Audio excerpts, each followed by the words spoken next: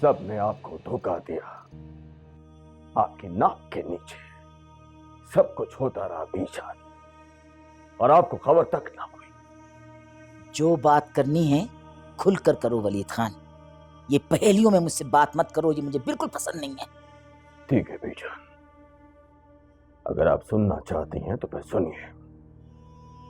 आपकी पोती मानूर इतनी मासूम है नहीं जितनी दिखाई देती है।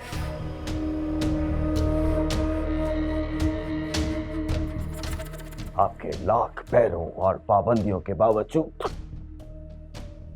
उसकी अदील नामी लड़के के साथ दोस्ती थी। वलीद खान, तुम होश में हो? जानते हो क्या कह रहे हो तुम? बीजान, मैं तो अपनी होश हवास में हूं, लेकिन चाहता हूं कि आप भी होश में आ जाएं।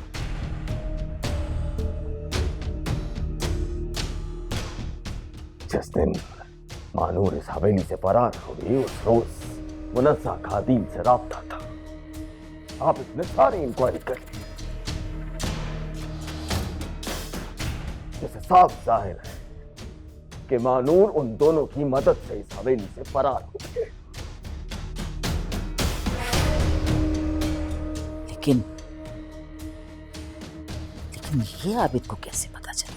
मुनस्सा का फोन का रिकॉर्ड निकलवाया है उसने, तब जाके मालूम हुआ कि ये अदील कौन है। मगर ये कैसे हो सकता है?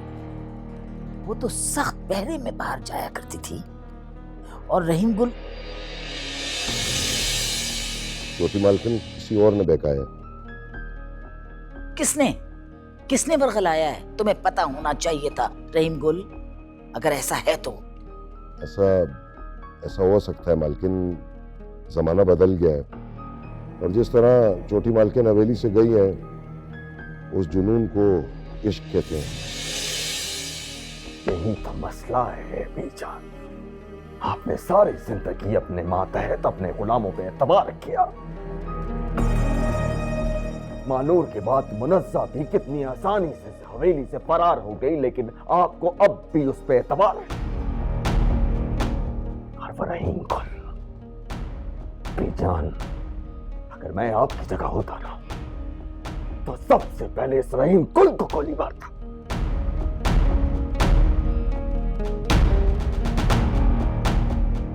ये उसकी जिम्मेदारी थी।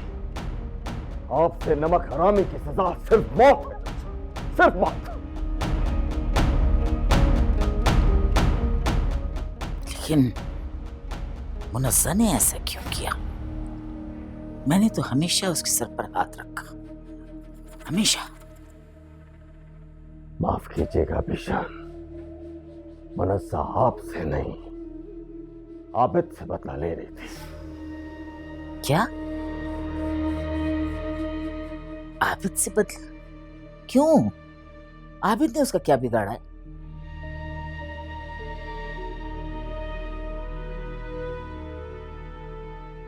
ये बात मुझे आपको बताते हुए शर्म आ रही है बीजान,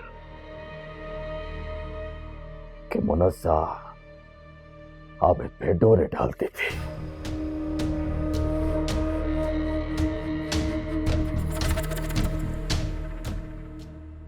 वो इस जागीर की मालिका बनना चाहती थी, और आबिद को मुतासिर करने के लिए उसने हर हद को पार किया।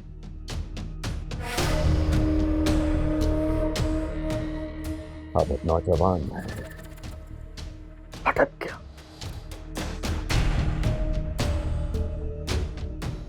गलती हुई है उससे, लेकिन जैसे ही उसे अपनी गलती का एहसास हुआ, उसने मुनस्सा से अपना ताल्लुक तोड़ दिया। बस मुनस्सा मुस्तैद हो गई, और जवाबन उसने मानूर को इस हवेली से फरार करवा दिया।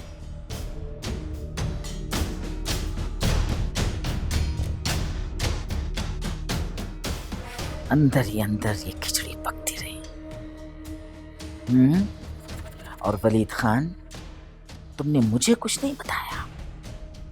बीजान, अगर मैं आपको बता भी देता, क्या आपने मेरा एतबार करना था?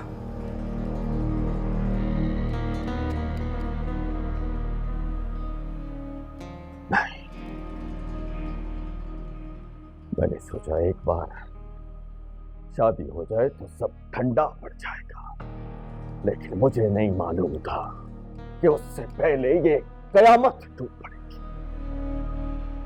अगर मुझ पर यह कयामत टूटी है तो मैं भी आशर बर्पा कर दूंगी।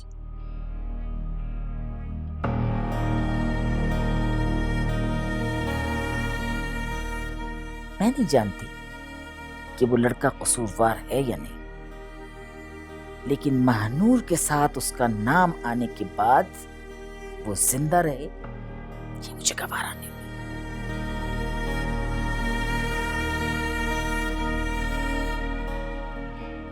इससे पहले कि वो कहीं फरार हो या पुलिस इसे गिरफ्तार कर ले, वलीद खान उसे उठवा लो।